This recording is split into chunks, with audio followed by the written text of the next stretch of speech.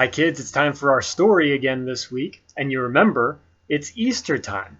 And that's appropriate because our story this week is set during Easter time, many years ago.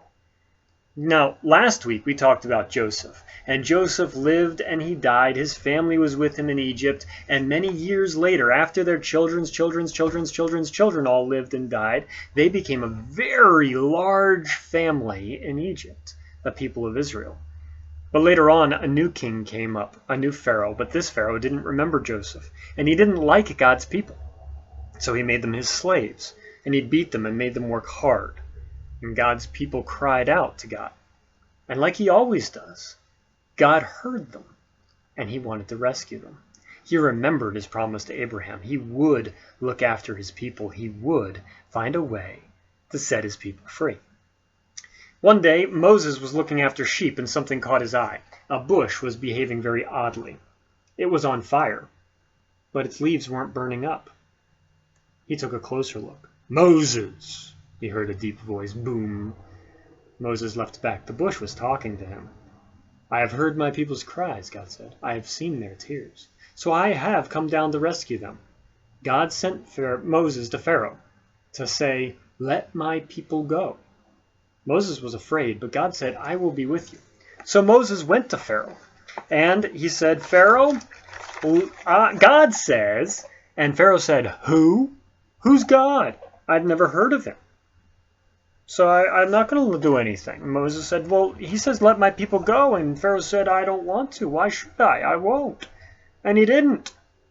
So God gave Pharaoh 10 warnings called plagues. First, God turned the river Nile into blood. No one could drink the water, but still Pharaoh would not let the people go. So God made frogs come hopping up, leaping and jumping all over the place. In your bed, frogs. In your hair, frogs. In your soup, frogs all over the place, frogs. "Make them go away," Pharaoh screamed. They were really irritating him. "Then your people can go." So God took the frogs away, but Pharaoh changed his mind. "You can't go," he said. Then God sent zillions of gnats, but still Pharaoh said, "No." So then God sent swarms of flies buzzing in your eyes and in your hair and in your soup and in everything else, flies. And after that, sickness and horrible boils and huge hailstones and swarms of locusts. And after that, darkness when it should have been day, until it seemed like the whole creation itself was coming undone, falling back into darkness and emptiness and nothingness. But each time, Pharaoh said, "Make it stop, and then I'll let them go." And each time when God made it stop, Pharaoh changed his mind and said, "Actually, no, you can't go." Finally, Moses warned Pharaoh, obey God, or he will have to send the worst thing of all. Pharaoh just laughed. So God said, "The oldest boy of each family in Egypt will die, but my people will be safe."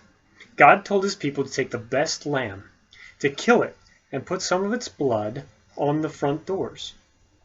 "When God passes over your house," Moses explained, "God will see the blood and know that the lamb died instead of you." That night it was just as God had said. Suddenly, piercing the darkness, echoing down the corridors of the palace, came a blood-curdling scream. Pharaoh's oldest son had died. At last Pharaoh did what God said. "Get out," Pharaoh shouted. "Just go." And so that very night, Moses and God's people fled out of Egypt and out of slavery. They were free at last.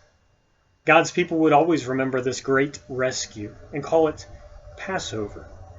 But an even greater rescue was coming. Many years later, after that, God would do it again. He was going to come down once more to rescue his people, but this time, God was going to set them free forever and ever. Passover happened, and Moses led the people out of slavery in Egypt. But then, many years later after that, Easter happened, and God used Jesus to lead all of us out of slavery to sin. And that is so much better, and it's what we celebrate this week, that Jesus died, he rose again, and that he lives so that we can be free.